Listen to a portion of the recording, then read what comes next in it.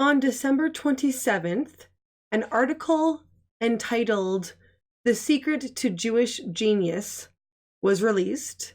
It was written by New York Times opinion writer Bret Stephens. Now, this caused a bit of a hubbub on Twitter, so I decided that it would be probably a good idea to get a couple people together and discuss sort of different perspectives on the article. We move beyond looking at this particular article to sort of the whole concept of judging a particular group in such a way. And yeah, we explore a number of concepts. And by we, I mean my guests, Bo Winegard and Aaron Rabinowitz. So I had a really good time listening to these two fellas' interpretations, and I'm really excited to present this to you guys. So let me know about what you think, if this was a worthwhile discussion. I know we thought it was, but let me know in the comments what you thought and who you agree with, who you disagree with, and if you think this is worthwhile. I think it is worthwhile to discuss things that you disagree with other people, just to see where you might have a blind spot. If you're new to the channel, don't forget to like and subscribe. Yes, okay, this is the introduction, and I would like, well, I've had Bo before, so hello, Mr. Bo Winegard. Hi. Hello. Hi. And then Aaron, it's my first time having you around on my channel. Hi. Thanks for having me. This is fun. Thanks for letting me flaunt my statistically superior IQ. No, oh, yes. Oh, right. Okay, so good way to bring in the subject there, Aaron. So we will be talking about the Jewish people today, I believe. And it helps to have one around. Did someone's doorbell just ring? Yeah. Pardon? That sounded like Bo's doorbell. That was a doorbell right here, yeah. Okay. Well, I'm going to ignore it. I was going to say, we can just ignore it. Okay. Yeah. So, okay. Why don't we go over a little bit your background of interaction together? Because you have chatted before on Aaron's channel. Aaron, can you introduce your podcast? Sure. The one in question here would be Embrace the Void, and around episode, I think around episode 100 or somewhere in that range, I had Bo on for a really great two-part back and forth about the question of the malleability of human nature and society's role within changing human nature, and that was a fun chat. Okay, Bo, thoughts on your experience? Yeah, I was happy to do it. I'm always happy to talk to people who are happy to talk to me. So that's sort of my goal in life, is to have as many conversations as possible. Okay. So, okay. I asked you guys both. So the question I had was, I asked you a question before we started a couple hours ago on our group chat about, like, why is it important to have conversations across the aisle? So can I hear your answers? What do you mean by across? I didn't know what you meant by across Okay, the aisle. I mean people who disagree with you. Oh, just people who disagree in general, yeah. Yeah. I don't actually have a good answer. I said I was coming on to own people, didn't I? Yeah, like, well, they were both facetious-ish. Yeah, facetious. I mean, yeah, go ahead. Aaron, what was I think we share, of course, the non-facetious sort of John Stuart Mill stock answer of, like, the best way you get to knowledge is through disagreement with people who strongly disagree with you, and knowledge is valuable for a variety of reasons. So that's sort of the quick and lazy answer, I suppose. I mean, the other answer that I would give is that I think that some of these disagreements are overstated in a lot of cases and are built up in such a way to be intractable when they're not, because it's valuable for clicks and likes and all sorts of other incentive structures. And so hopefully by being able to have conversations like this, we can maybe find ways to sort of resolve some of these disagreements, at least. Okay. because I believe also you agreed about owning people as well. Oh yeah, also that dunking is the only true end in itself, Yes. and everything else serves as a means to dunking on other people. Okay. That's why we have reason. That's why we evolved. It's the pinnacle of human success is to dunk on one's enemies and to see them driven before you and hear the lamentations of their women. I love it. Okay. Absolutely. Good start. Like real, like I love our start, like the vibe. Okay, because it is interesting though what you mentioned, Aaron, about the reason, the more serious reason, the John Stuart Mill sort of reason. Because I did see that between you. I did listen to your two or I guess they were all done at once, but you split them up, I'm guessing. Yeah. I listened to them, and you know what? You didn't actually disagree about as much as I imagined. Like, did you notice that? That seems to me to, that seems to usually be the case. It's one thing that I've been thinking a lot about is like the difference between discourse in person and discourse on Twitter. So on Twitter, people seem to disagree much more vehemently than they do when they talk in person. And I think one reason is because you can ignore the points that the person is making and just keep making your own point. And when you're in person, you kind of grapple with the smaller details and you find out, you don't really disagree as much. A lot of these debates are about things that are on a continuum, and I'm over here and somebody's over here. It's not we're this far apart, we're this far apart. Okay. That's why, by the way, that's why I hate Twitter debates. They're so unproductive and unfruitful, and I like debating on podcasts or in person, quote, debating, dialogue, whatever, because I think you do find out you don't actually disagree that much, and what you do disagree about, you can kind of hone in on and try to figure out how to solve that problem. Right. And that is the thing that I find. I think I like Twitter better than the average person, maybe because I can investigate further by having people on my show. So we'll be talking about the New York Times article about the Ashkenazi Jewish genius thing. Okay, so that's our starting point anyway. I can articulate my position about human groups. My politics are all over the place and kind of messy. I mean, as far as it's relevant for this conversation, I think my position is that the same forces that cause within group variation also likely cause among group variation in various psychological traits, including cognitive ability. So we know that for within group variation, you're looking at 50 to 80% heritability for intelligence, for example. And I see no reason not to suppose that holds for among group variation. That puts me in a camp that's called hereditarianism. That is the view that at least some of these differences are caused partly by genetics. Okay. Right? As I put it, it shouldn't sound very controversial because it really shouldn't be, but it is because there are various things going on. Things. Okay, so Aaron, can I hear your position, I guess, in this little space, or general? It's up to you. Yeah. No, I mean, and sort of I want to say just sort of methodologically for a second here, right? I think this point about how we might be more on spectrums than like radically different is an important point for seeing if the positions are really genuinely distinct. I do think that there are genuine differences between us, but I think depending on how you define the different categories, like, put a certain kind of way, right? I'm sympathetic to the hereditarian view that, evolution didn't stop at the neck and all these kinds of ideas behind evolutionary psychology, that behaviors are adaptive. Like, I'm sympathetic to a bunch of those broad, general, sort of what are sometimes called small e environmental psychology or evolutionary psychology kinds of claims.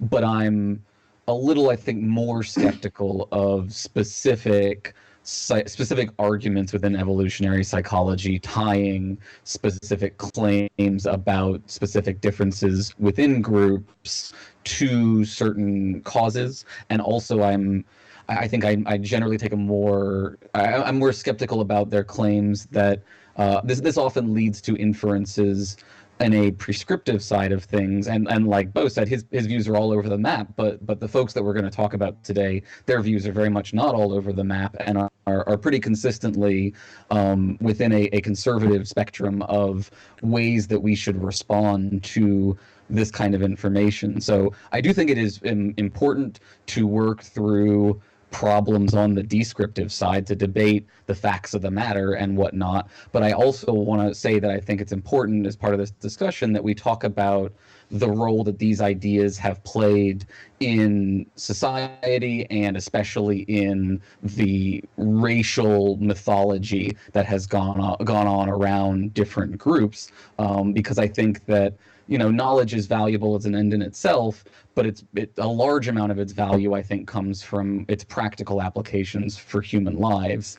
And there, I think, I'm skeptical that there is a lot of positive practical import from these theories, and that there is a very high risk of negative harms if we don't tread carefully when we're discussing it.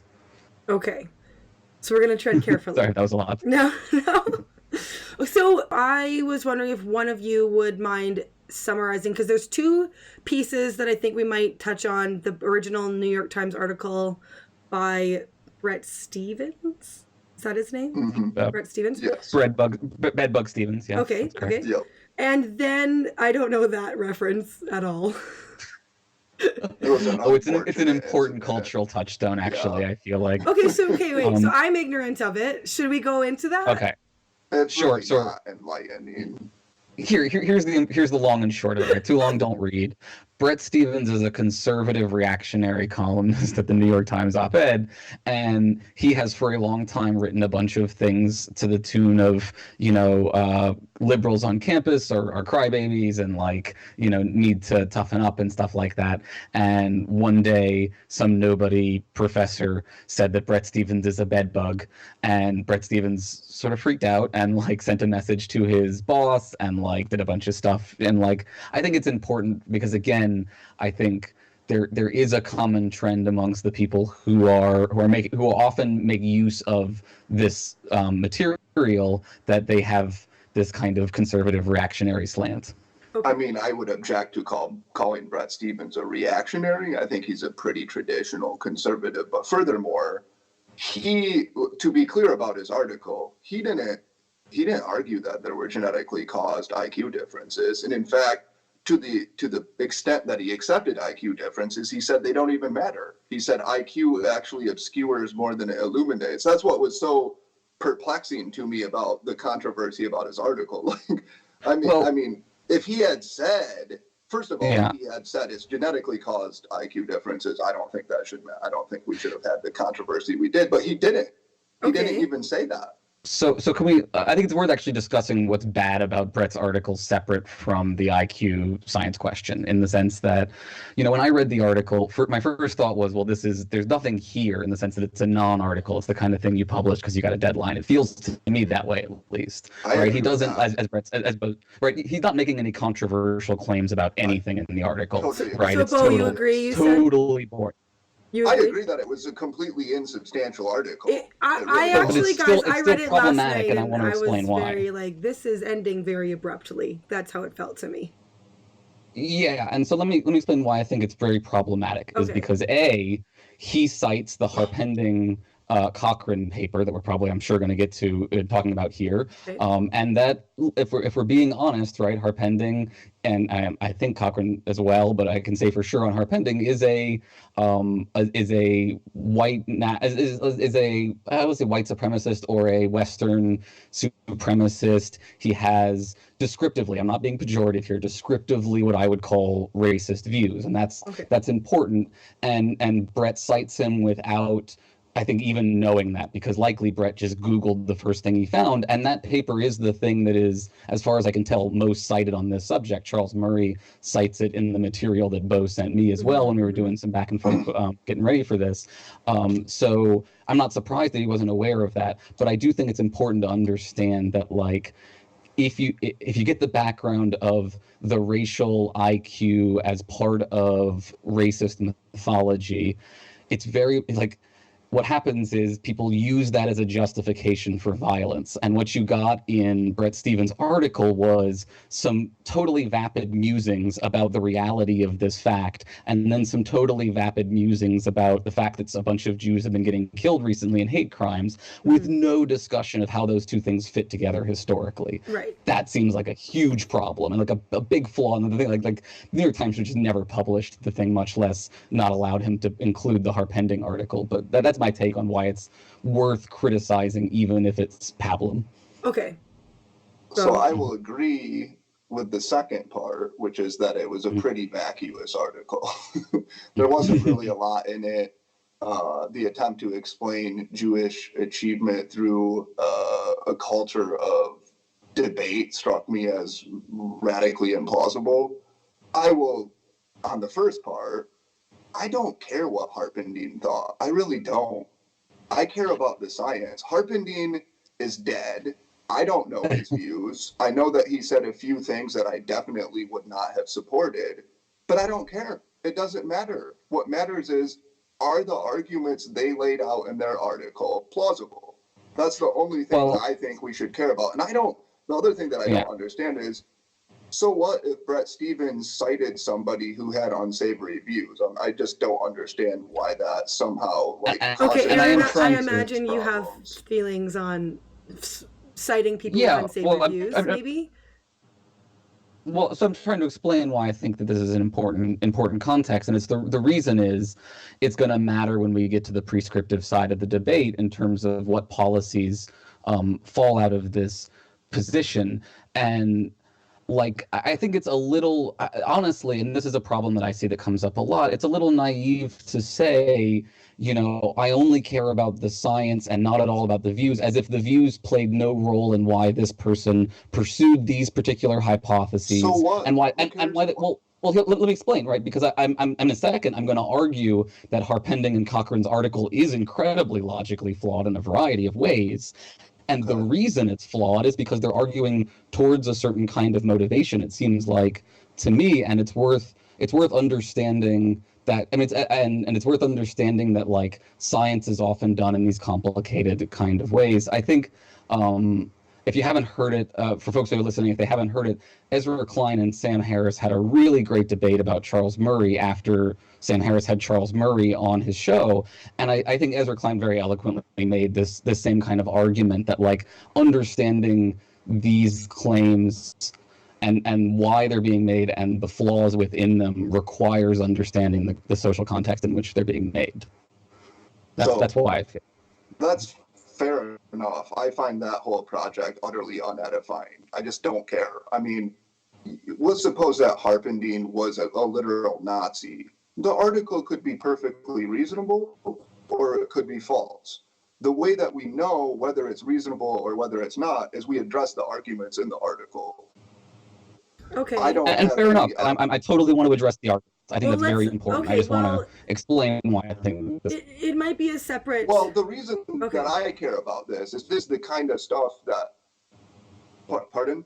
Oh, well, I'm just wondering. Well, there's two different things we can either camp out why for sure. addressing someone who has had an unsavory past or says unsavory things, or the arguments in the article. So I'm fine to go whichever direction you guys want to go. Well, though, I just want to make this, the only reason I care about the sort of, you know, this person was a bad person and then you cited them argument is because it's, as far as I can tell, it's a way to shut down discourse. And so I cite Richard Lynn, and then what happens is somebody says, instead of debating what I'm trying to argue, which is what I would like to do, debate the empirical questions, they say, well, you cited Richard Lynn, and Richard Lynn had these bad views, and he took money from the Pioneer Fund.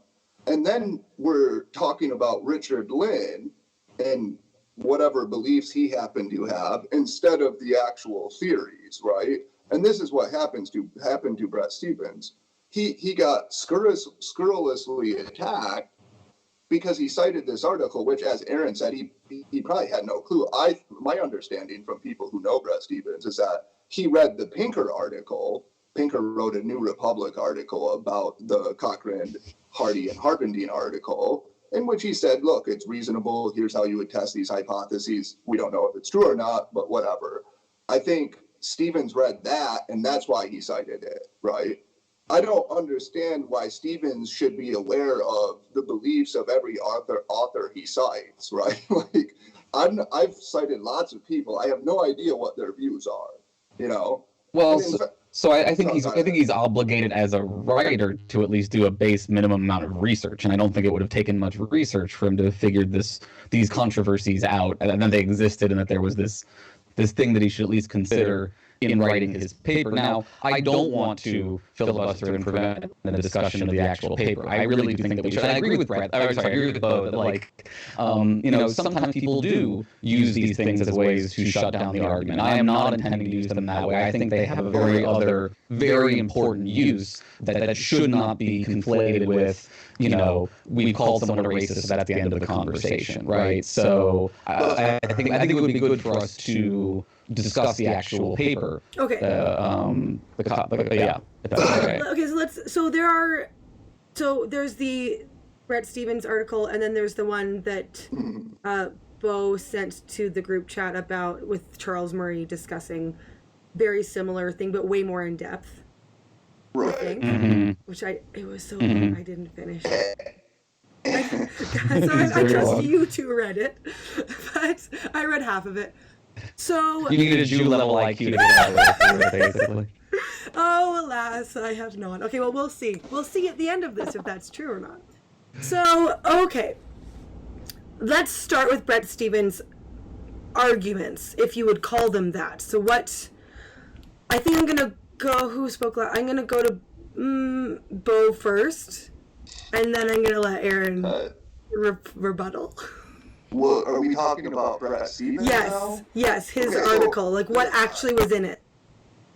Bret Stephens' own argument was highly dismissive of the explanatory power of IQ. He never mentioned anything about differential evolution, and he said that the real reason for Jewish cultural success is because of open-mindedness and a history of dialectical discourse in Jewish communities. So, like, that's what's so odd about the kerfuffle about the Stephens article, is that he didn't even make any of the claims that are being attributed to him, right? So in fact, if I were to criticize his argument, I would criticize it because it's utterly dismissive of the explanatory of IQ, which I think is completely unjustifiable. Okay. I don't know how. I mean, it strikes me as very implausible that a 10-point IQ gap doesn't play some kind of role in this achievement gap here, But yeah, that's Stevens' article. Okay, so okay. I think both Aaron and I find Stevens' article utterly unilluminating and not that important. Okay, so Aaron. Yeah, the only reason. Yeah, sorry, go ahead. No, I was just going over to you. Yeah, no, absolutely. I mean, I think we're 99% in agreement here. And other than the fact that he unknowingly cites the Harpending article without understanding how Harpending is, as far as I can tell, arguing the opposite of what he then argues in his own article. Yeah, right? He cited it. Yeah, so he cited it for Jewish overrepresentation in Nobel Prizes, etc. He didn't cite it to support the evolutionary theory. Yeah. Right. Okay. He'd have been better off citing Charles Murray's article than you sent me, right? Totally even though I think it's worth highlighting, Charles Murray in turn favorably cites the Harpending article, so there is a bit of a regress problem there. But I like, setting that aside, I agree that I think that Bret was making an argument that is more towards the environmental side than the genetic side, and so in that way, it's not really the crux of the major disagreement. The problem is over whether, if we actually, I think we actually get out to the Harpending article, if there's a good case for his arguments or anyone's arguments for understanding the IQ difference amongst Jews, even assuming that there is one, right? Okay. I think. Okay. So that one's that's out of the way. We've not great enough, but it does sort of start this. It did start something. It started this look at the Jewish. I really want to word things well here. The Jewish IQ. The Jewish question. You can just call it the Jewish question. It's fine. So here's the thing. So I want to speak about what Charles Murray actually cites in his article and the things that he goes through. I would like to go back and forth with you two about that. But first, I think it's sort of important to look historically at like Jewish cleverness, we'll call it, the way it's been used in a really like terrible way throughout history. It feels like, because I saw people say, how could this be against Jews? It's saying how smart they are. But anyone who's taken intro to anti-Semitism and the Holocaust, which I have, anyone who's taken that will know that the Nazis did sort of this spin of Jewish cleverness and be careful because they're tricky people. And so I know that some people, if they aren't aware of the history of that, would be confused by, well, why is this anything bad? Like, why aren't you? It would be like going up to a girl and being like, oh, you're just so beautiful and you're gonna rule the world, you know? Like, oh, that's so mean that you said that, you know? And people would be confused by it, whatever. So that would be something that people would think of it as. So, do you have anything just to add about the sort of history of the Jewish intelligence being interpreted in a negative way? Yeah, I do. And I think this is I agree with you. This is really important. And again, we want to be careful because we're not saying, because the Nazis use this kind of argument that therefore no one should study this or talk about it or argue about it or anything like that. But I do think that folks don't always understand how central the question of Jewish intelligence is to racist history. And so, a lot of us intuitively think if someone's inciting violence against a group of people, then they shouldn't be allowed to do that in some kind of way. But I think they underestimate how certain key empirical premises really increase the risk of potential harm. So I don't know if y'all are familiar at all with the Turner Diaries. Does that ring a bell to anybody? Turner Diaries is one of the really, really important central texts of the white separatist, white nationalist world.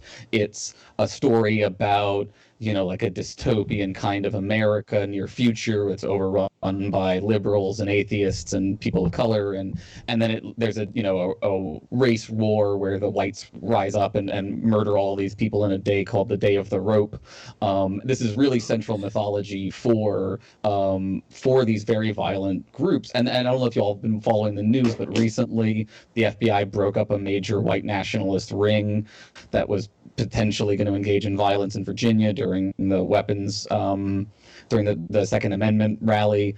And that group was using the exact same kind of language they were calling it the Boogaloo was their day for the day of mass violence, which is a hilarious name for it. But so what I want to say is this is a really important premise that if you just sort of toss around, it does reinforce a certain group of people's view that and here's why it's central. I want to explain why.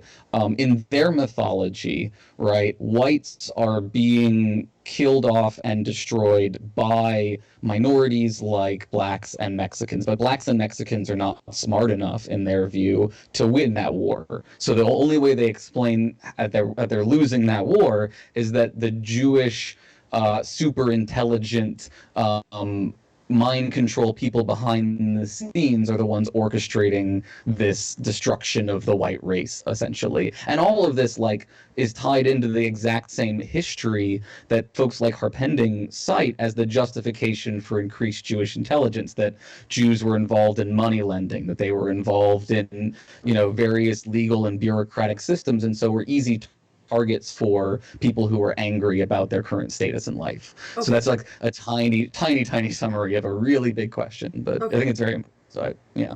Okay, Bo, do you have any thoughts about?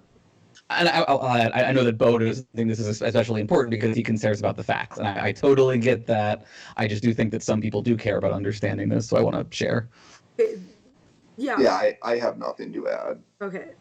Do you think that the historical background is important or not really? And that's fine if it's not. I just want to... No.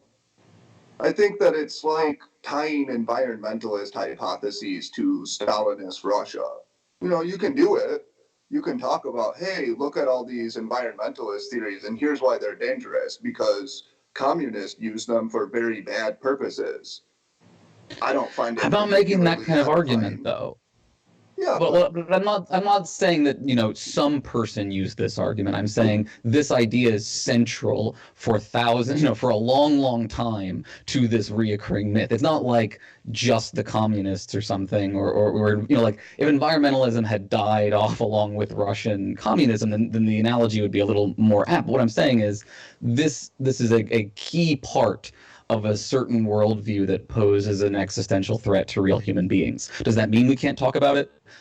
No, but saying that it's not important in that way is, I think, understating the way that human minds actually work. Right, but the problem with that is, suppose that Ashkenazi Jewish people weren't smarter. Then these people who hate them would come up with something else. Like, I don't think that there's any real relationship between this and hatred toward them, right? I think that, yeah, of course they're going to pick out certain traits that are prominent. They do it with any group that they hate, right? And people are going to hate groups, and that's not cool, and we really should discourage that, of course. And like, obviously, I'm not promoting any kind of anti-Semitism. I think it's repulsive. But I just think, like, once we start talking about that baggage, and once we center conversations on that, we're sort of missing the empirical thread, and to me it's a distraction. Like, if we want to talk about that, if some people want to talk about that, I think that's perfectly okay. But I think it's generally a way. I'm not saying he's doing this. I'm just saying I'm not interested in it personally. Well, okay, because it's not. Because, like, okay, well, what if I say, look, yeah, I think Ashkenazi Jewish people are smarter. I think all of the evidence suggests that. I don't think there's any serious psychometrician who is skeptical of at least that claim. Now, the next question would be, what is the cause of that, of course, right? Okay, so I think that a lot of psychometricians think that, a lot of people think that, who have zero unsavory views about people, right? Because a lot of the people who think this, by the way, are Jews, right? Sure. So and look, here's Sorry. Yeah. Okay. Maybe I can.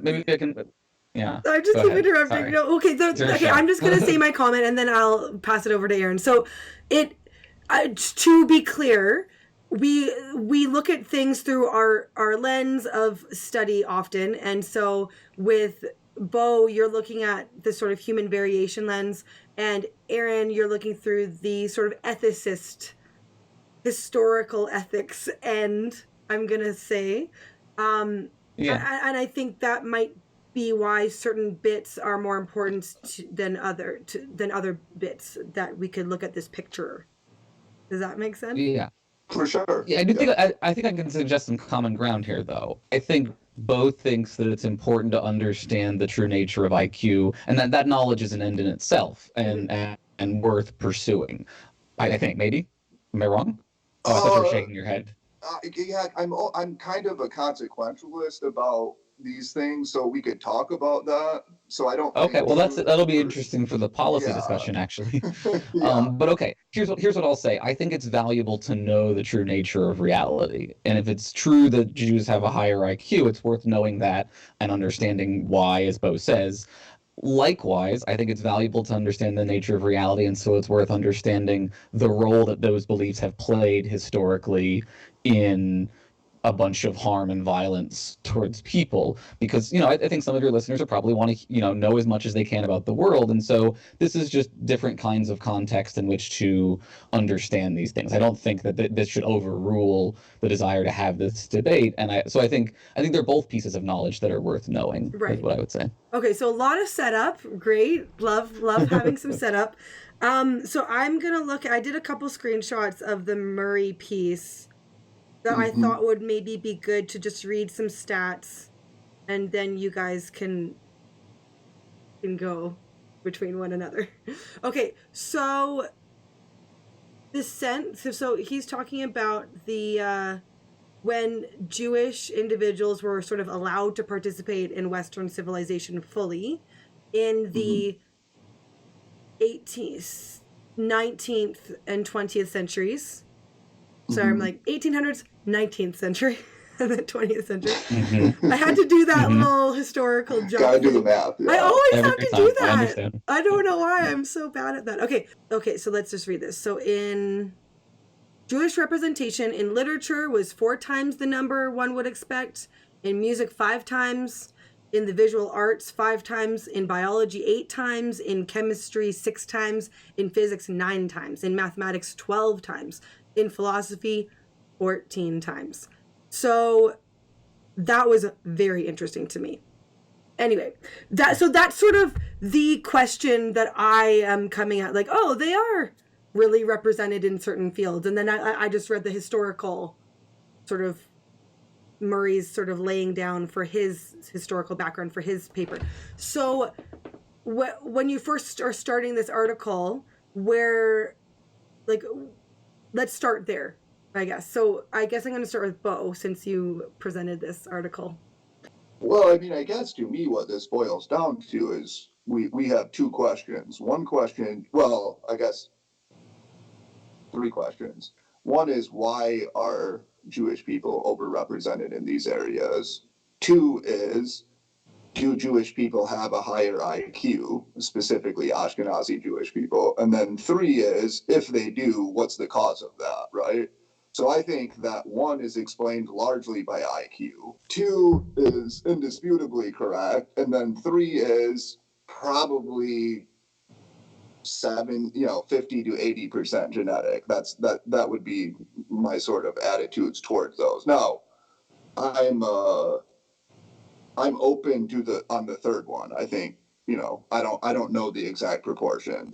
Okay. I think that some partial genetic causation is the most plausible hypothesis, and until somebody forwards very strong evidence against it, I think it should be the default hypothesis. Okay. And I can explain why I think it should be the default hypothesis. Okay. If you would like later. Yes, please. Should you explain now, or do you want to save that? I'll explain now then, yes. So I would just say again, as I said when we started this, I think that the presumed causal mechanisms behind group variation should be about the same as the presumed causal mechanisms or the known causal mechanisms behind individual variation. So when it comes to individuals, I mean, there's some debate in some areas, but I think there's a reasonably large consensus that the individual differences in IQ and intelligence are 30 to 80% heritable. It depends a lot on when you measure this, because heritability increases with age. That's something called the Wilson effect. Okay. So that's the cause of individual differences. I think that should be the presumed cause of group differences. Now, I'm not saying that I'm strongly hold that position. It's just that should be the assumption, because this is the most parsimonious explanation, and then we work from there. Now, I happen to think there's also pretty good evidence for that claim, but I also think it should be the default. And if you're going to argue against it, if a person's going to argue against it, then they should have to bring some theoretical and empirical firepower. Okay. Take it away, Aaron. Yeah, I mean, fair enough. So let's see. There are a couple of concerns that I can raise at several points along the trail of that argument that otherwise I think is a fairly valid argument. So first of all, we can talk about how much is Jewish achievement really indicative of some sort of overrepresented and therefore indicative of some sort of increased capacity. And I lean there towards saying there probably is. I mean, here's what I'll say. When I was growing up, we used to make jokes in my household about how Jews are overrepresented in every profession, and that it was a hilarious joke about this, even though it is also, as I was just explaining, a hilarious, horrifying problem. But yeah, I am sympathetic to the first premise that there is increased achievement. Now, the concerns would be things like this is self-identification. So I think Einstein famously had a quote something along the lines of, if I got the Nobel Prize, they would count me as so if I got the Nobel Prize, they'd count me as Jewish or something like that. And if I didn't get the Nobel Prize, or like if I got the Nobel Prize, the French would count me as French. And if I didn't get the Nobel Prize, the Germans would count me as Jewish or something like that. Then in the sense that like some of this is based around how groups are being defined. Now, another major concern here is that the Nobel Prize is not a great metric for skill or for value exclusively in the sense that it has a history of being targeted towards a specific groups of people. So like if you were to look at the Nobel Prize list, you'd also reasonably infer on the same argument that women have lower IQs because they make up a very small percentage of Nobel Prize winners. I do not think that is actually the case. I think the better reason for that is the history of who's been voting on the Nobel Prize. But okay, that's the first part. I'll tentatively concede that there is something in need of explaining here, right? Okay. And then, the question is it explained in terms of IQ or something else, right? And there, I think whatever IQ is a proxy for, and there's a whole separate debate about what IQ really signifies, and my non-scientific opinion as gleaned from scientists I respect is IQ measures something, but it's overemphasized in a lot of cases what role it plays, but it does play. It's not that it plays no role. It's that it's a proxy and that we just have to be very careful when we're talking about it. So I'm not like an IQ denier in that kind of sense. And I do think it's possible, at least, that IQ variation is playing some role in explaining this. One other major explanation that people have raised, especially about that particular burst of success in that place and time, is something like the model minority myth, or sort of the model minority problem, which is that like individuals in minority groups often feel intense pressure to be highly successful for the sake of proving that they are a good minority so they will not be oppressed as much, right? The best way to not get oppressed is to win enough Nobel Prizes that people will stop being anti-Semitic or something like that. So it's possible that like that motivation combined with a genuine tradition amongst Jews of high levels of literacy and high levels of scholastic emphasis to lead to individuals who are highly driven and therefore highly successful within various kinds of fields. So I do think that's at least another factor that's playing into this that might mitigate how much we can ascribe to IQ. But then again, that being said, right, I will tentatively accept that premise as well, and then move to the third premise of where is IQ coming from. And there, I think we have some really important stuff to talk about because as you quoted in that piece, right, Charles Murray and Harpending, who he's citing here, partly explained the genetic difference on the grounds that there were selective cultural pressures for Jews to move into one profession or another, and that those pressures created the adaptive environment that might have shaped this kind of behavior. And in their view, this happened fairly quickly, right? Within 800 maybe to 1200 years was some of the numbers in some of those articles. And that to me raises a fundamental problem with the framing of this question as genetics versus culture, right? That's a great example, if it's true, of culture gene coevolution. And that like when we say what is the cause here, it's not really, I think, correct to say the cause is genetics. I think it's correct to say that the cause may use genetics as part of the means, but the selective pressure was the culture itself that was driving this change. And that's going to be really, really important for when we get to the practical implications of this argument. Okay. So this is why, in my debate with Bo, sorry, go ahead. I said way too much already. Oh, no. I want to hear why. Why what? Well, I mean, I'm just going to say, like, just reiterating back to the spectrum question, like, in my debate with Bo, I tried to I think we somewhat came to an agreement that like the term blank slateism is problematic because it gives the impression that anyone thinks that like this is 0% genetic, and nobody thinks this is 0% genetic. We think that like genetics plays some role, but that culture is playing a more substantial role than folks like Harpending and Charles Murray think, and therefore this means that we should continue to engage in social engineering of a sort, in a sense. So okay, sorry. Okay. Well, I don't really have a question. I just want to hear Bo thinks about your rebuttal. I mean, I basically would agree with all of that. Let's to get to the first part with the Nobel Peace Prize. The only thing I would object to there is nobody's making this argument based solely on Nobel Peace Prize representation. Absolutely, right. So right. yeah, so it's one factor. Right, it's one thing. We agree there. Second one, IQ versus sort of cultural causes. I don't know the exact mixture there for Jewish success. I think that's a very interesting question, and I think there are people such as Richard Lynn have argued that it can't all be explained genetically, and other people have made similar arguments. Can't all be explained by IQ, excuse me. I think that's a very reasonable position.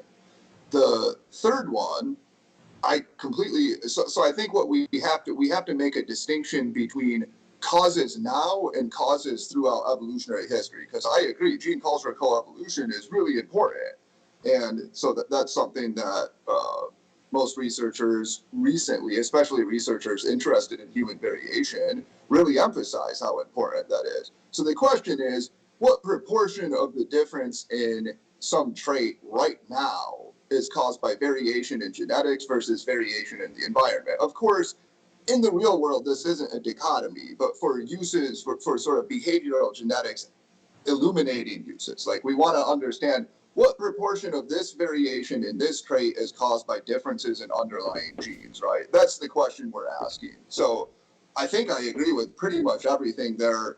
Maybe we quibble over some details, and that's fine. Okay, well, I guess that's the end. Thanks, guys. Wait, no. No problem. Okay, so, okay, I do want to... There's so much more here. Right? I know. I do want to go back to the article, but I just want to question, like, do people... Is there a debate between whether or not, like, in the academy, I guess, about the... I think that Murray cites it a 10... How many standard deviations higher? Is it 10 points? 10 points, which is about less than 2/3 of a standard deviation. Okay, because a standard it's less deviation than is 15, right? And so it's, Yeah. So do people disagree with that Ashkenazi Jews specifically have a 10-point average higher IQ than the rest of the average population in the West, we'll say? So the 10-point thing was like a compromise because, as Murray noted in the article, and this is true more, I tried to look into this more recently, look at the sample size of it. It's hard to know how representative the sample is that you get, right? So you find some variation from like 105 to 115. So Murray was basically like 110 seems like the judicious estimate. Okay. I think from the data that I read, that seems judicious. I've talked to psychometricians who say that seems pretty reasonable. So I'm not aware of a lot of disputation about that particular number. Even Nisbet, I think, who's a strong environmentalist, accepts that their IQ is higher. I don't know where he exactly puts it. It's been a while since I've read his book, but I think most people accept that. Okay. There's some debate about the exact estimate, though, depending on what sample you have. Okay, Aaron? Yeah, well, I think there's also, there are other concerns that can be raised here, like, there's a problem, first of all, just defining the community known as Ashkenazi Jews. There are lots of different ways that this is defined. They are differing in size as a result. So I think you can probably find some arguments over variation there as well. But I mean, I'm certainly not an expert on IQ. I do think that the caveats I presented earlier are important, but I'm certainly not convinced that, like, this is all signal and no noise, even if it may be more noise than signal than certain people tend to think, I think. Or at least that, like, in terms of how it plays out in humans' lives is more complicated and so that we don't want to necessarily just kind of draw an easy straight line the way we might be giving the impression from, they have on average higher IQs, so the ones that have higher IQs then become, the geniuses who do things. Like, to successfully do the thing still involves a variety of environmental factors and resources and whatnot. So, but yeah, I don't know that there's. I haven't seen anyone who I couldn't find anyone who was just like outright, this is 100% a myth and there's nothing going on here whatsoever. Okay, so Aaron, I'm gonna go back, stick with you because when I jokingly like ended it, I'm like, okay, we agree. You're like, but there's so much more. I'm like, okay, well, the three, what I call them suppositions, Bo, these three questions that you brought up, you went through, Aaron, and like had some caveats, but more or less agreed, or you gave us sort of maybe not 100%. I can see where you're coming from, but so where is it that you find the problem with Murray's article? Then that's where I want to get with you. Or was I wrong? I don't want to say that you agreed with all of Bo's points if you didn't. I thought that you more or less did.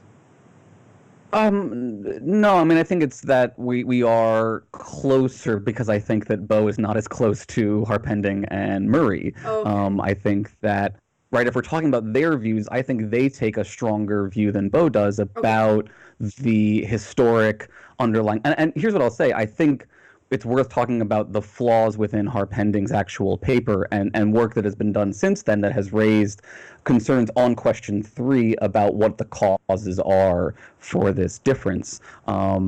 So first of all, Harpending and them make the argument that this increased IQ is connected to differences in certain genetic differences that are also connected to certain diseases that are historically attached to Jewish people, and this is important for a couple of reasons. First of all, it's important because it's how they're going to argue that this is the result of natural selection and not mere genetic drift or some other factor, right? But also, it's important because going back to that myth of the Jewish super being, right, the Nazi fear myth, the idea was often that Jews engaged in some nefarious trade-off where they sacrificed their health for the sake of being smarter than everyone. And so it does again come back to that, right? Like you've sacrificed, you're physically hobbled, but you're very mischievous, and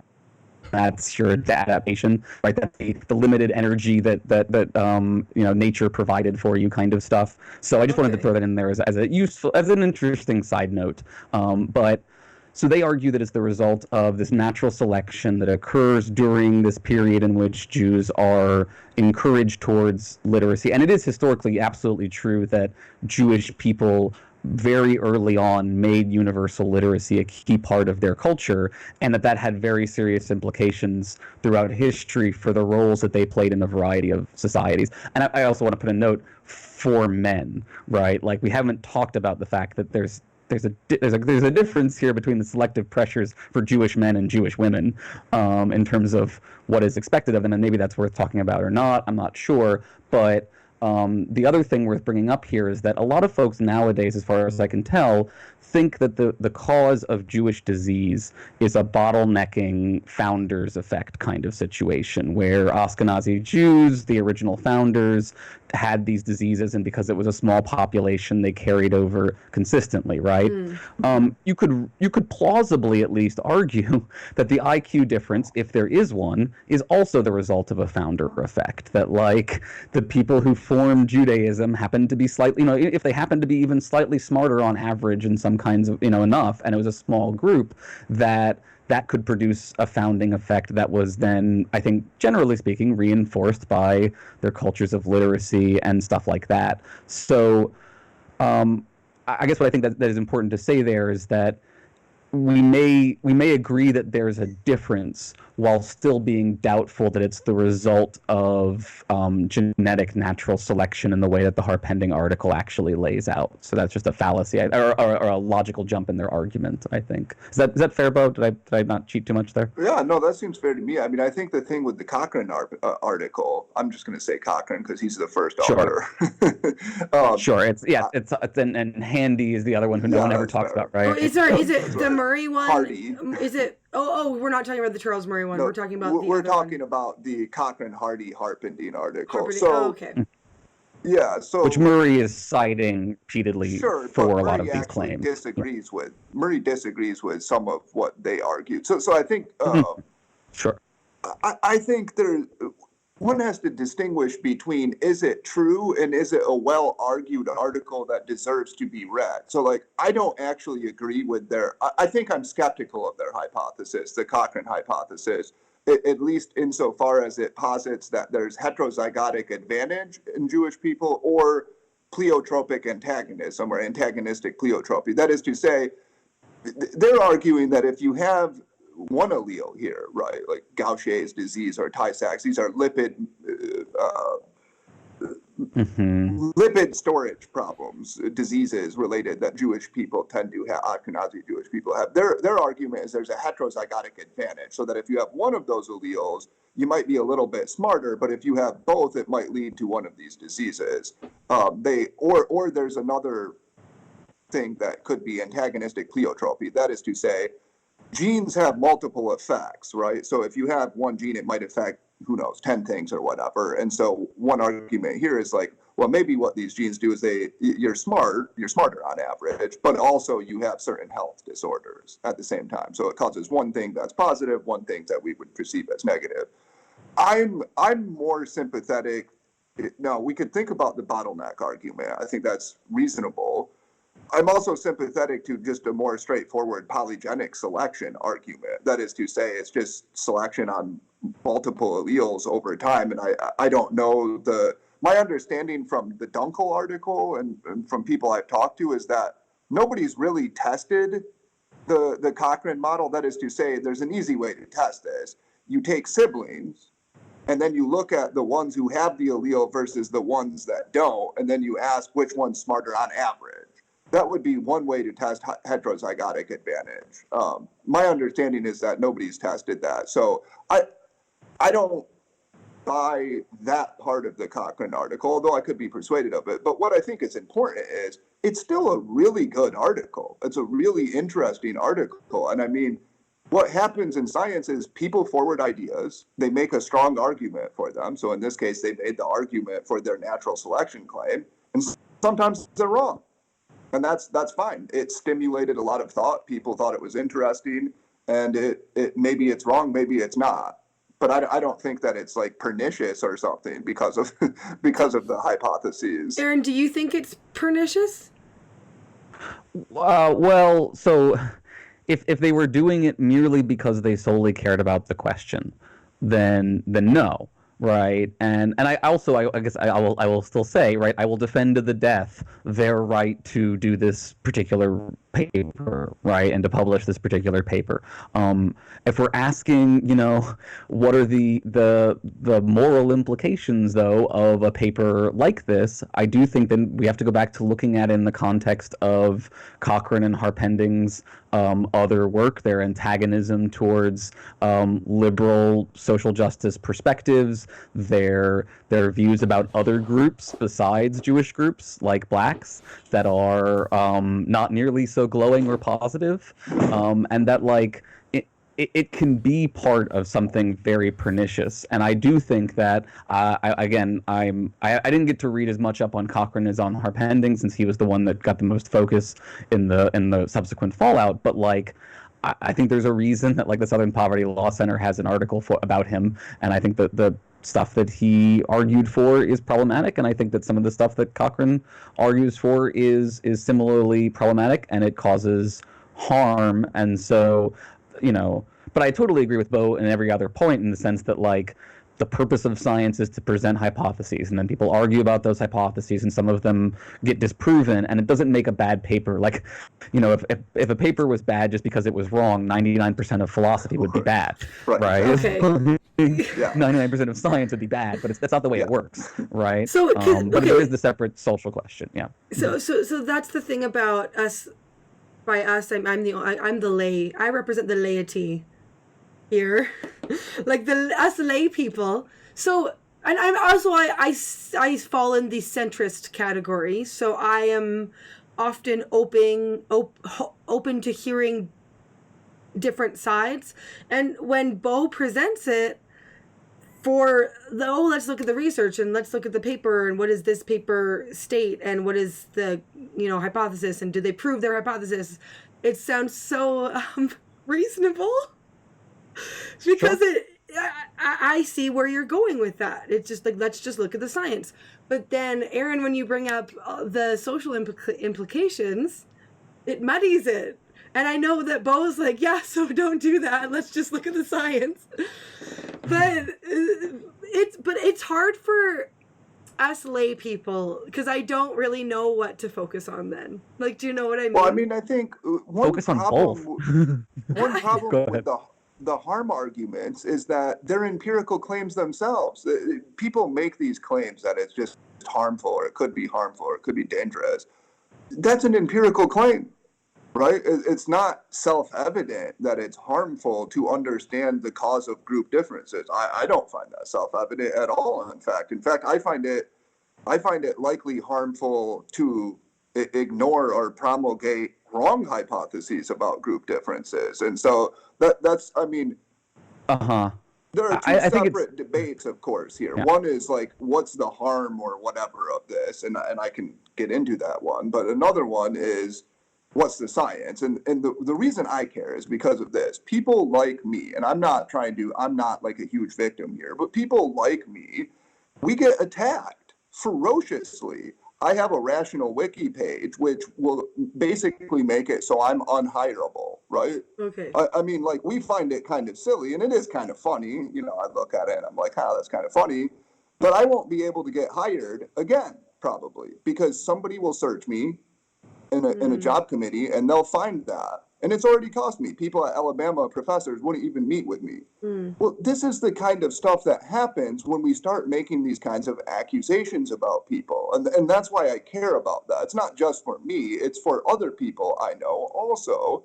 It's easy to make these kinds of accusations. Oh, they quoted Harpending, they must be a white nationalist. They're a racist. They're a white supremacist. Whatever the case may be, right? That's why I don't like that. I don't like that style of analysis. I don't like those arguments. And a lot of these people who get called these names aren't that, they're perfectly ordinary centrists or something who are very tolerant people. I know them. I talk to them, So that, I mean, like, again, that doesn't mean that line of analysis is that we shouldn't do it at all. It just means it's why I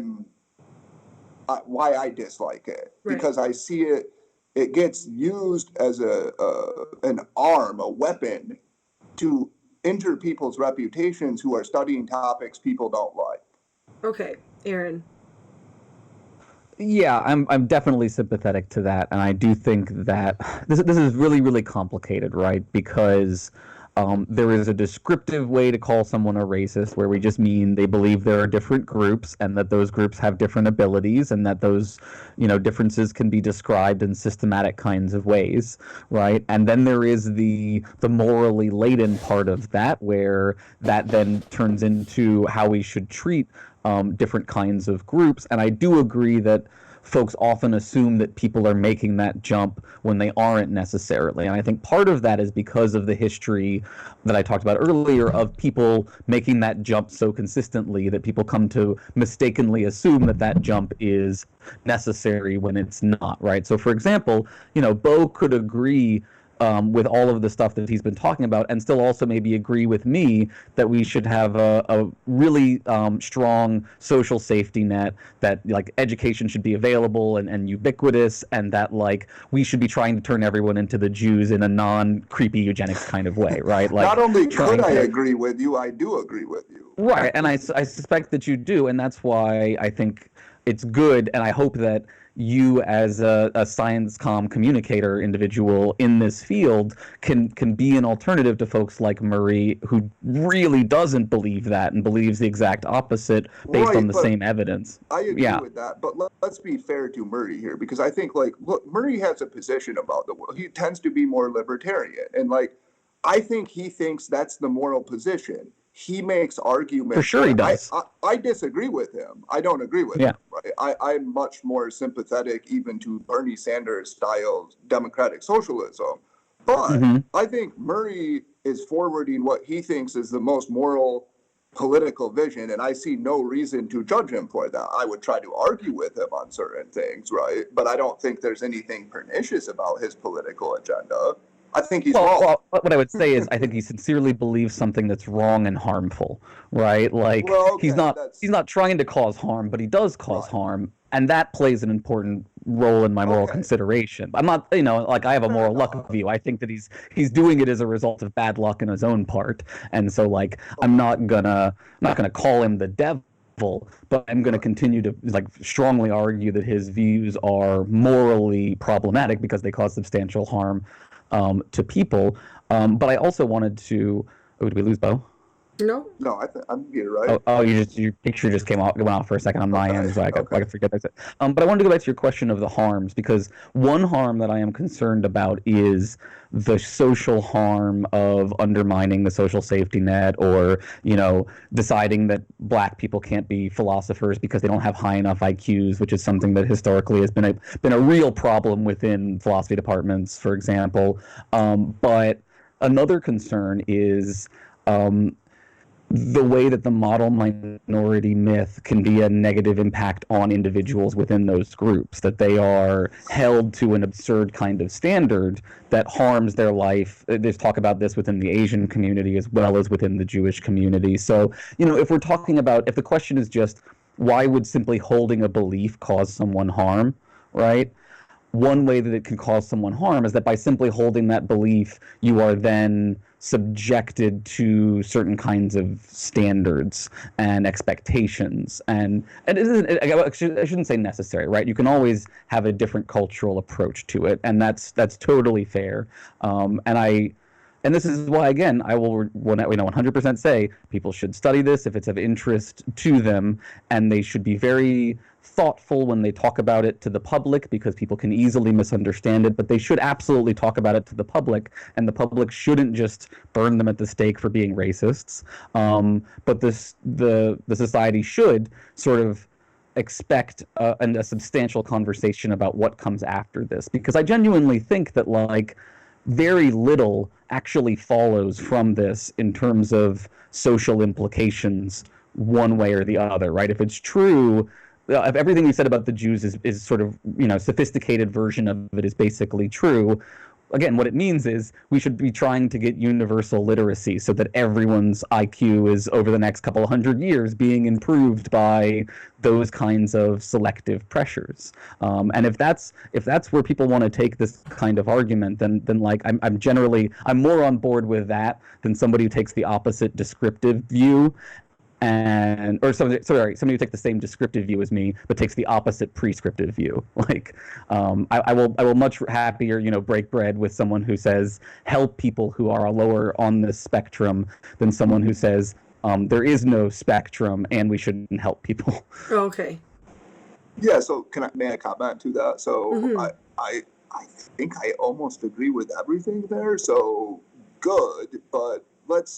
So I agreed that beliefs can be harmful. So I wasn't trying to suggest that. I guess the question is, can accurate beliefs, true beliefs, be harmful? Or is it better to, I'm not even a truth absolutist. I can imagine certain scenarios in which, knowledge to create some superbug or something. These are examples philosophers of science have forwarded, right?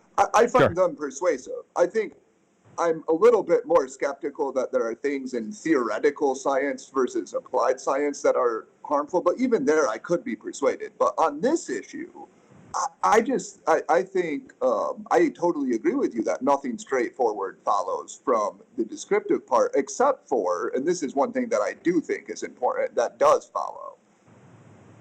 Disparities in society are no longer treated as necessarily the outcome of ubiquitous prejudice. And I do think that that's important, because that's an important question, right?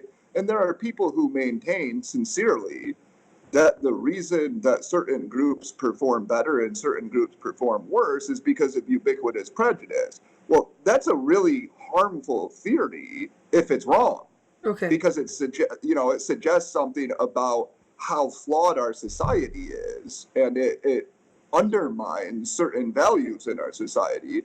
So that could be a harmful belief. What I think, generally speaking, and I think Aaron would probably agree with this, generally speaking, it's best to know what's true and then to work toward, so like, get what's true. And again, I agree also that when we discuss these things to the public, we should be judicious and very reasonable and temperate, etc. But let's know the truth first, right? That's the thing that because when I give like a talk or something on human variation, inevitably I get bombarded with a bunch of moral questions. And I'm not a moral philosopher, right? So it's really hard for me. I'm like, that's not what I do, and it's not really what I want to do. I don't want to do moral philosophy. Hitler believed this or that, answer this, answer that, you're causing harm. It's like, that's not what I want to spend my career doing. I want to spend my career understanding the causes of human variation and how those play out in society. I don't mind talking at all about the moral stuff, but I don't want to get bogged down in that personally. I think other people can, and that's perfectly reasonable, but that's not what my training is. I'm not a moral philosopher. Okay. Mr. Ethicist. Yeah. No, I mean, I get what he's saying to some extent, right? In the sense that I have repeatedly throughout this discussion bracketed my comments on the descriptive side because of my own limitations. I think this is a SciComm kind of question, and my feeling is, if I were gonna encourage anything in Bo here, what I would say is I totally understand your frustration with the people calling you racist, and I totally understand that it's not your primary concern, and it shouldn't be your primary concern, and you shouldn't need to be able to do chapter and verse on Kant on why it's okay for you to make these scientific discoveries or whatever, right? But I do think you could be of great benefit to the community by including in your talks, a paragraph or two about I'm aware that this material is most commonly associated with a certain conservative worldview that believes in a survival of the fittest kind of, social Darwinism or something like that. And that, I don't believe that, right? I believe that separate ethical conclusions follow from this. I believe in helping people, all these other sorts of things. So please understand that I don't take those conclusions. And then not only are you protecting yourself from accusations of moral, apathy, you are also spreading to the community the idea that those two views are compatible, where some just might have assumed that they weren't because they haven't seen a lot of people combining them in that kind of explicit way. So if that makes sense.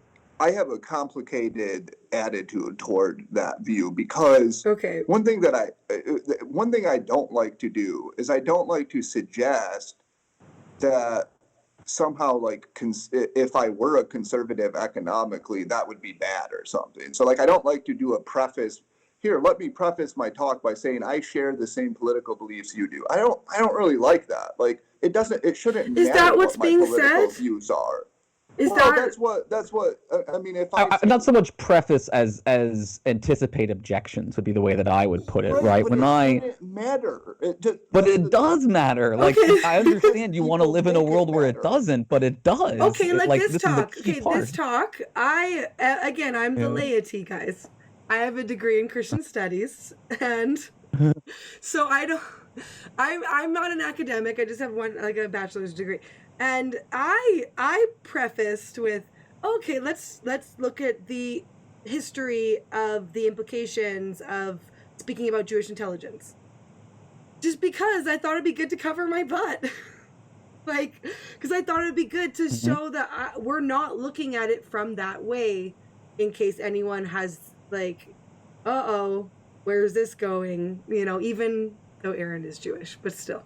It's just sort of something that it's what Aaron said. It's just sort of anticipatory judgments. Does that not make sense? But the anticipatory part is part of the problem because people feel as though it's okay to bring up all of these kinds of criticisms.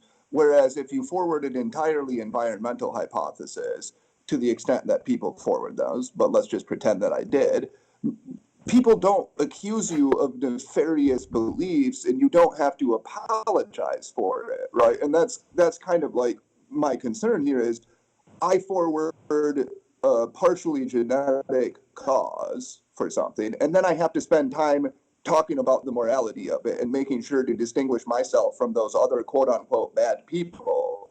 I don't like that. Now, I will say, though, that if you look at any of my writings on the topic, personally, I always include something about how we shouldn't treat people as token representations of a group, there you go. Well, you do it then.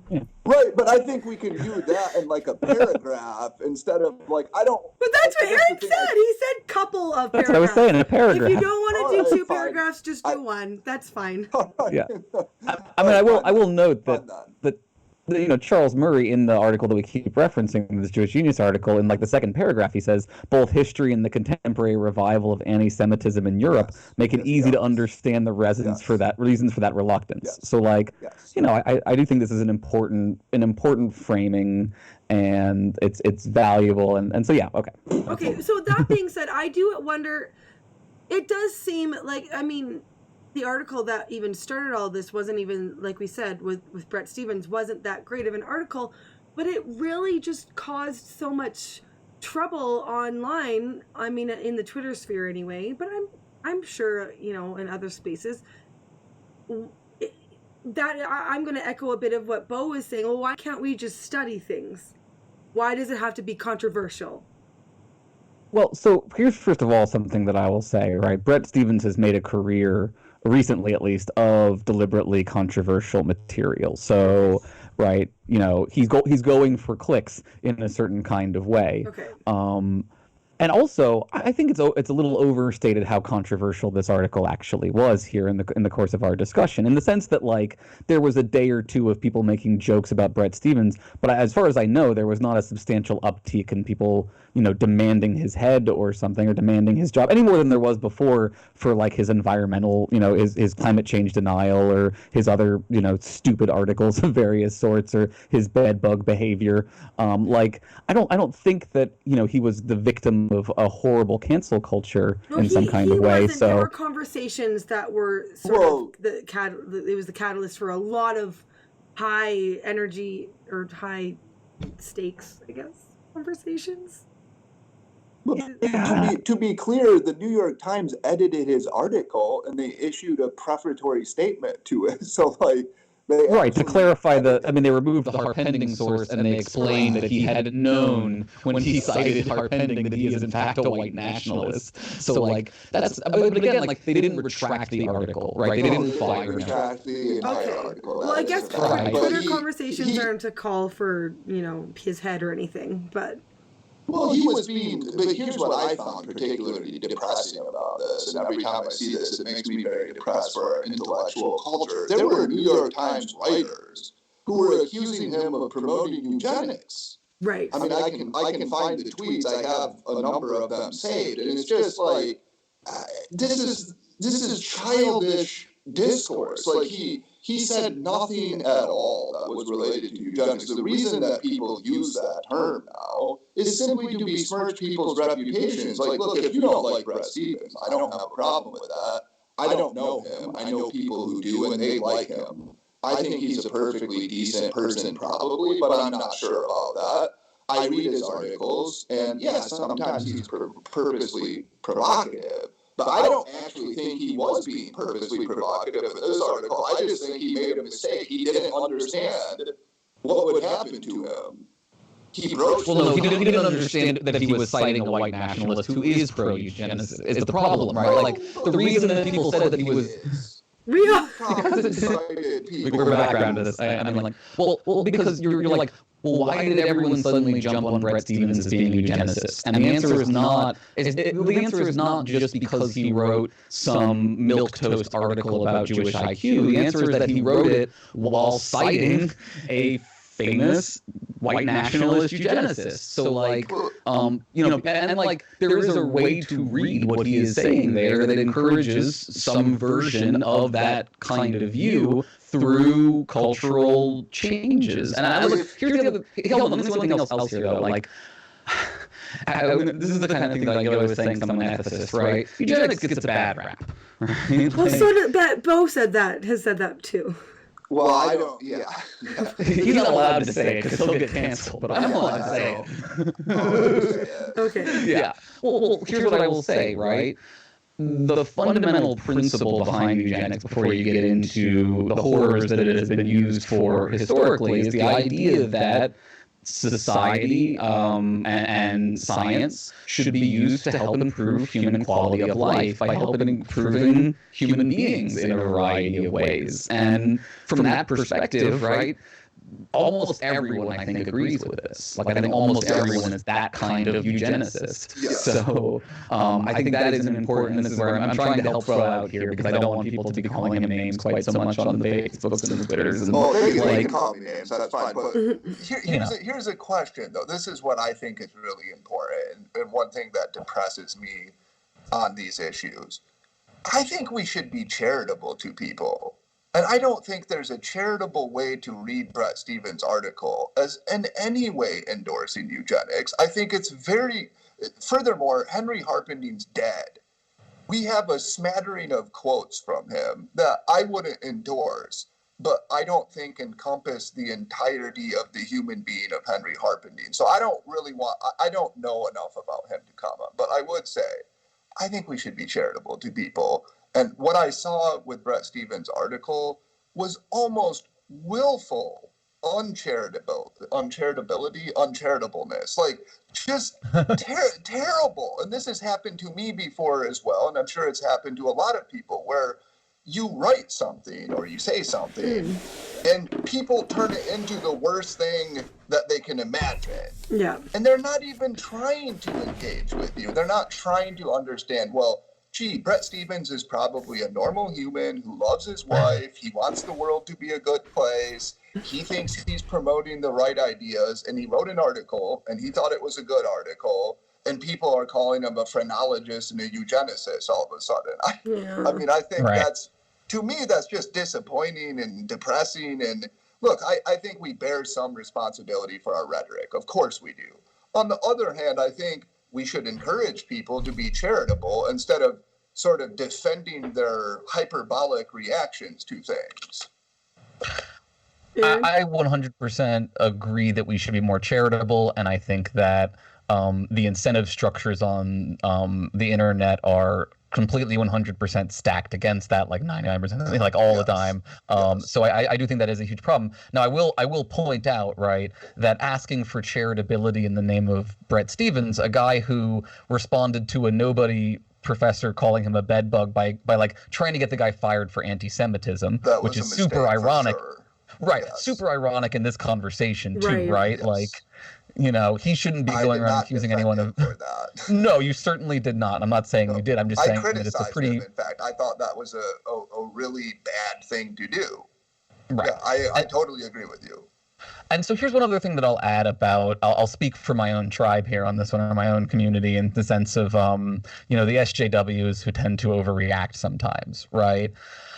I believe that there is a vicious cycle of polarization going on in our country. Ezra Klein talks about this a lot. He's got a book coming out that I can't wait to read about it. Yes. And that, like, we can debate the history of that polarization, right? I'm on the left, so of course I think that, like, it began with the civil rights era and was exacerbated by the Southern strategy amongst the Republicans, and has led to a situation where you know, the uncharitable reads of everyone who is not strongly on the left is that they are part of a really scary system of control that is trying to reinforce a white minority in an increasingly demographically different society, right? So there's all of that stuff going on that I think leads people to be really scared. And when people are really scared, they can't give us charitable readings. Mm-hmm. And so I'm not saying this to excuse, but to explain why I think that it's not all dunking, right? I do think some of it is dunking, absolutely. I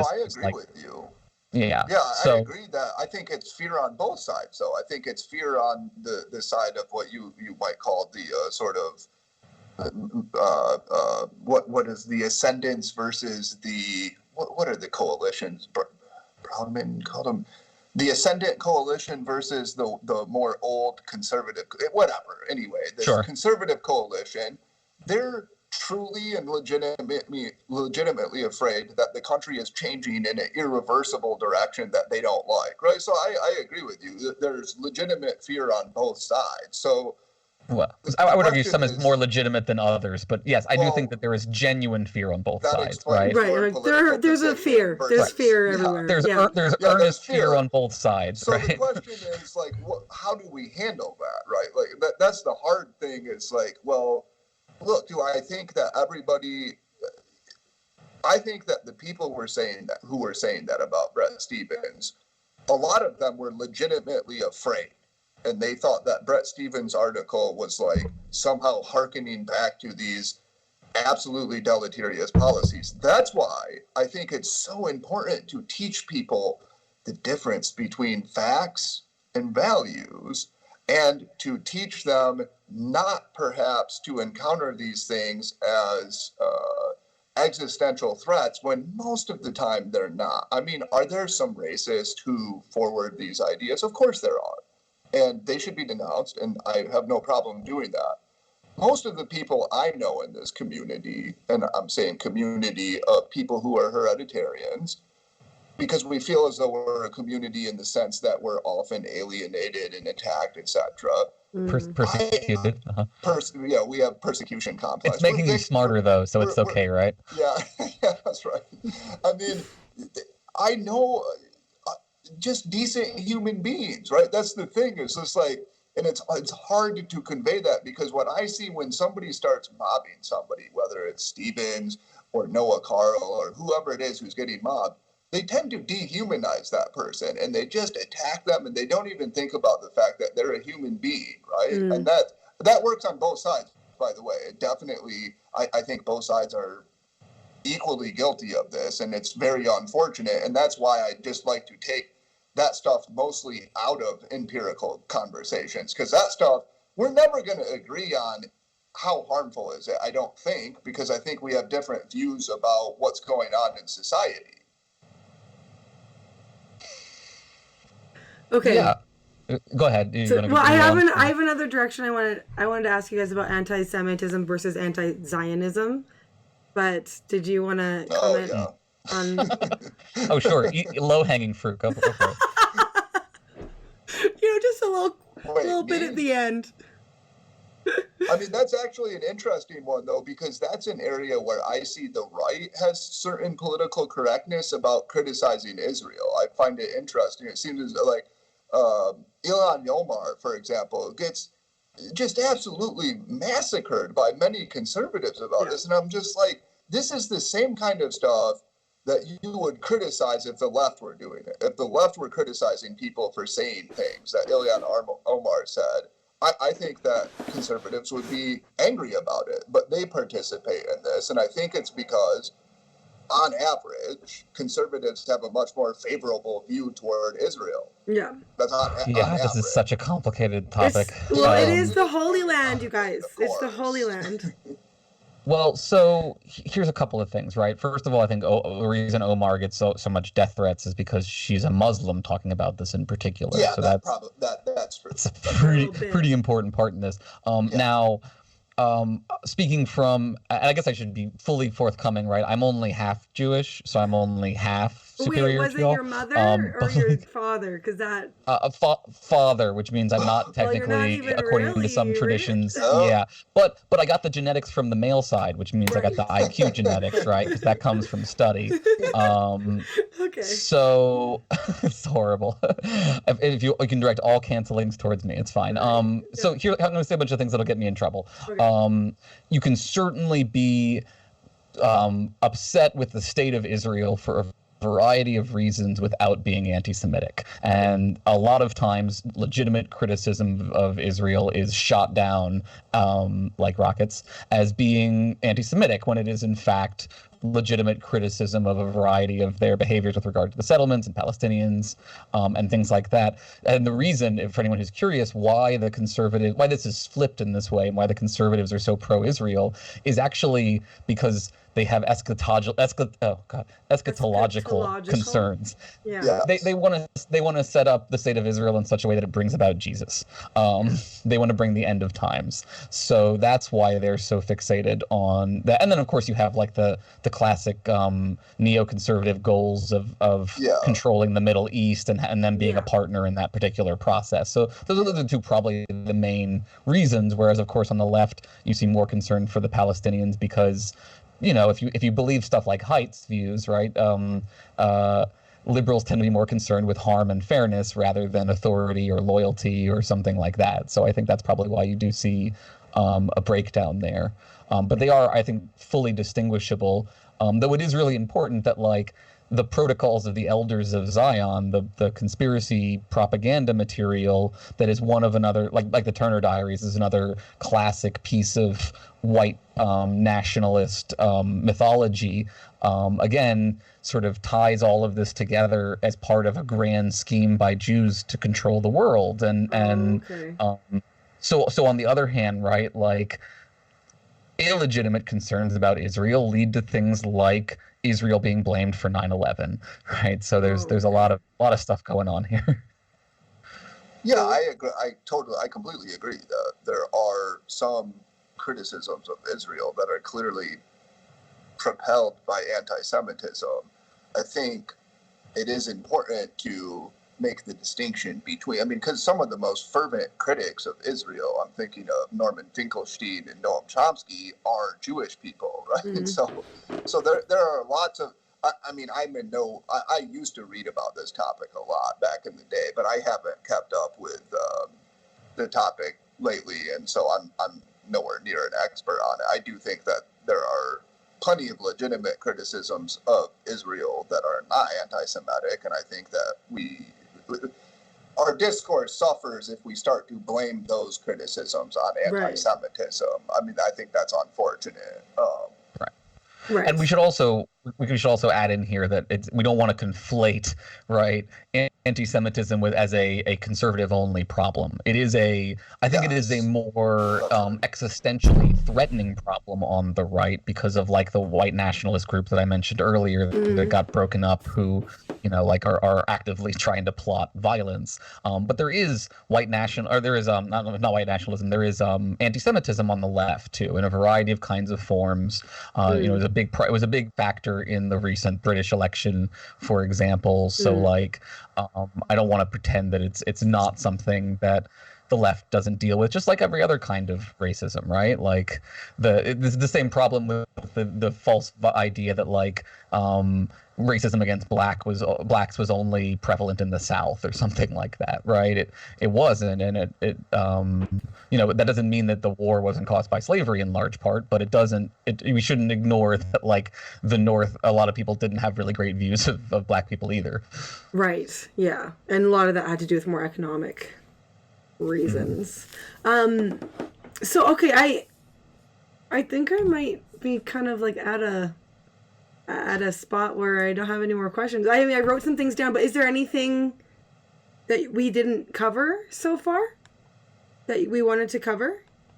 Either I'm back through my notes. I'm looking through my notes on my phone. I think I got most of the flags that I wanted to plant successfully planted. Yeah. Bo, is there anything? It seems as though, I guess my basic point would be this. So I don't know.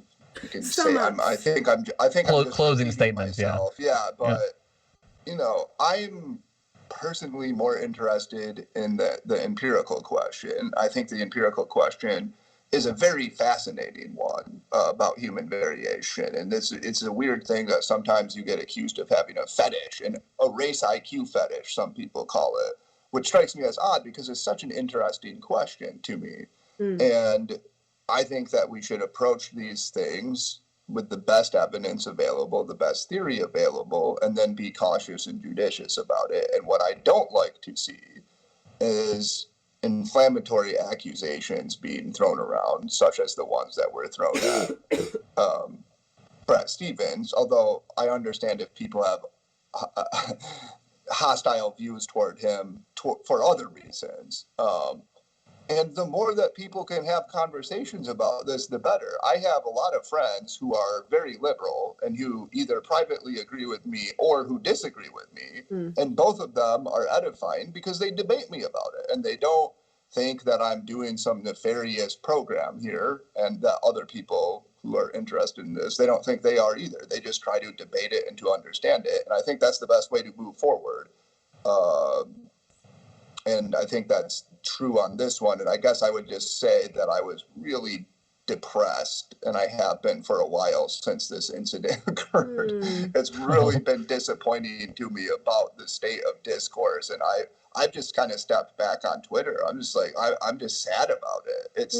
It really is saddening to me, the way that I see people talking about these things now, and just the amount of people who use these terms that are so incendiary and just try to like stick them to people. It's just, I don't know. It's just sad anyway. And I hope and I feel as though this conversation, we did not do that. And I'm very happy about that. And I felt the same way when we had any conversations I've had with either of you have been good. And that's what I want to model. I would like to model that. And I would like more people to do that. And if we realize, and we try to be charitable, and we realize, generally speaking, at the end of the day, we're all people who think we're doing the right thing and who are working really hard to do that, I think we'd be a lot better off. Okay, top that, Aaron. No, I don't know. I'm not going to top it, but I generally, I agree with a lot of it, and I share Bo's depression with regard to the discourse. I have been struggling a lot myself with seeing no way out of the spiral that we are in societally, in terms of these polarization problems, and it being exacerbated by the rise of social media, and the way that that is rewiring all of our brains is pretty horrifying to me. So I am sympathetic on all of what are, I would argue, ethical considerations, even though I know Bo tends to prefer to talk about the descriptive. And I also, again, I'll reiterate, I'm fully okay with people having these conversations. To me, they are conversations like the ones that I have in my ethics class, where we talk about, who gets to count as a member of the moral community, right? That is a very sensitive question, right? It doesn't mean you can't talk about it, but it does mean that you should be thoughtful in the way that you approach the topic. And I don't think that Bret was very thoughtful. I think that in this conversation, Bo was very thoughtful, and I appreciate that very much. And my conclusions, while I did present some concerns about the science that to me amount to saying we should be less confident in our claim. There was a great quote that I read recently that we should hold strong opinions weakly, right? Hold strong views, but hold them in such a way where you're willing to have them changed pretty effectively, that you don't cling to them in some kind of way. So I think that when it comes to the empirical side, it's fine to hold strong views, but we should hold them weakly, and the implications, we should be a little bit more concerned about what follows from them. And then on the ethics and psychom side of things, I really, I feel so bad. I don't want to put the burden on the people like Bo who are getting accused of being racist all the time. Like it's your job to dig yourself out of the racist hole or something. But I do think that there is genuine benefit in that paragraph drop in about, I'm not asserting that we should create a caste system based on race or something like that, right? It seems absurd, but given the long history of people doing exactly that and the current situation of people wanting to go back to exactly that, I think it's a valuable thing to include. And then, whether or not Bo believes this in terms of the policy side of things, I just think it's really important to reiterate that you can buy the science, you can buy the claim that Jews are slightly smarter in some kind of way, and still not think that means that we should dismantle the social safety net, not think that it means that certain groups of people can't excel in certain kinds of fields, or that we as a society can't close these gaps with a variety of changes to environments. Right. So let me add, I'll add on to that. So I two things. One, about the rhetoric. No, I do agree with that. I do agree that when you talk about potentially explosive topics, you have a certain responsibility to do so judiciously. I do agree that. I'm not trying just to play the victim. Like, look, I knew getting into this, people would call me names, and people call lots of other people more names than I get called. So it's not like that big of a thing. But sometimes when I'm in private, I play the victim to myself because that's what we do as humans. Sure, but then second, no, I totally agree with the second part. I think that that's nothing follows from this, right? It's up to us what follows from it, I should say, right? It's up to us. We can recognize certain facts about this, and then we can say, you know what policies would we like to pursue? I'm an economic liberal, progressive perhaps even. I'm sympathetic to arguments on the other side, but I come down on the side of having a nice safety net and having an interventionist government trying to distribute resources reasonably equally. And I think that's perfectly consistent with my views. So one thing I would say, and the one thing that I do think is important, is that a full understanding of this, from my perspective at least, suggests that the distribution of resources in our society is not necessarily the result of pervasive prejudice, but rather is perhaps the result of some natural disparities, and that's worth keeping in mind so that we might temper our attacks on society. Because this is where I think Aaron and I most disagree, is I'm a little more sympathetic to our society as it exists now than he is, probably, and that I see it as a miracle that we have this nice of a social order that keeps people relatively harmonious, and I don't want that to break apart. So I'm worried about constant attacks on the system as being unfair or racist, because I think those can undermine people's confidence in the system. Now, that said, I'll just say one more thing and then stop yapping. The one last thing I would say is, that said, obviously criticisms and empirical hypotheses about injustice, that's perfectly fine. We should be able to do that. Of course, I'm not saying we shouldn't do that. And if somebody has evidence of injustice, then absolutely we should see it and look at it and take it very seriously. And I know that there are injustices still. I'm not saying they're zero. Mm-hmm. So for the sake of agreement, right, I will say, the best way that once we are agreed on the moral side of things, right, the best way that we enact our moral goals is by understanding reality. And so you need the science as well, right? So I agree with Bo that, like, if it really were the case that IQ was something that was totally and utterly immutable and certain groups had vastly higher IQs than others, that would have, I think, real social implications, and trying to pretend otherwise could potentially produce genuine harm. And I think, our disagreements are probably over the degree to which a much milder version of that is the case. And then, like, on the inequality side of things, right, like, I think it's pretty evident that small differences in people's positions much earlier in history have resonated throughout history, producing sort of the very wild inequality that we see today. And that some of that was racist in nature, some of it was just capitalist in nature. And like, there are lots of factors that go into that. And so some of the solutions are, upheaval of the current capitalist framework in some kind of way, and other solutions are greater education with regard to different groups and science. I think more scientific literacy is a key solution here, and that means talking about these things, not talking about them. So this is totally like not related to the topic involved, but it's just a question. Here's a question for Aaron. How much would you sacrifice on the social side for the economic side? Because I think that they're actually, I think progressivism has a problem in that generally progressive social policies tend to undermine progressive economic policies. That is, can you give an example? Yeah, so let's say open borders, for example. I'm not saying progressives support it, but let's just take the extreme to work from there. Sure. Open borders probably would end up undermining support for the welfare state, right? Because there's a lot of evidence that people there's a little bit lower trust and lower support for government policies when you get racial diversity. So the higher the racial diversity, likely the less support you would get for some generous government policies. So I've thought about it as kind of a trade-off. Like, where do I want to be to balance both? Because yeah, I get what you're saying. Okay, so I was just wondering, like, how willing would you be to sacrifice some of the social justice, quote unquote, goals? I don't mean that in a derogatory way at all, but whatever those are, for the economic, which, you know what I mean?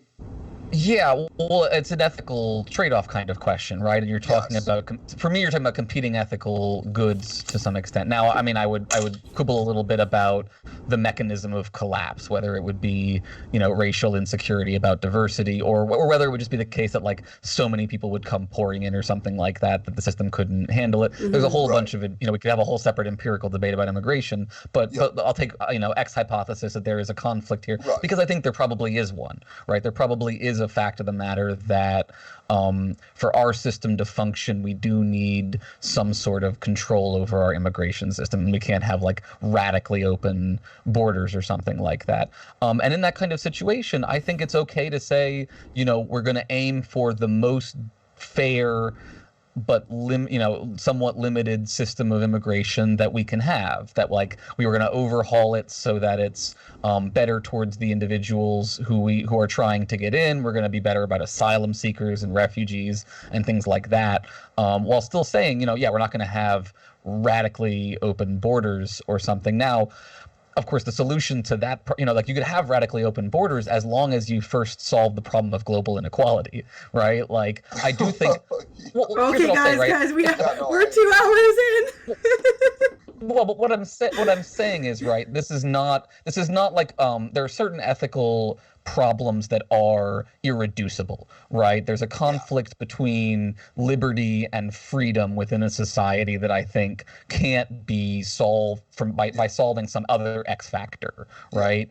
This question, it seems like, is perfectly resolvable. Like in a society, in a world where every society was prospering, there would be far less incentive to flood into one system or another and collapse it in that kind of way. So, I do think that we should always be looking for, when we're very, very lucky, an ethical problem actually is tractable and we can resolve it without too much remainder. But where there is remainder, I'm fully in favor of being sophisticated in our trade-offs and not taking like an absolutist approach or something like that. So it strikes me as interesting, Andrea, and you're in Canada, so you have a little bit more of this, I think. But like in the United States, we really don't have a party that expresses social conservatism but economic progressivism, right?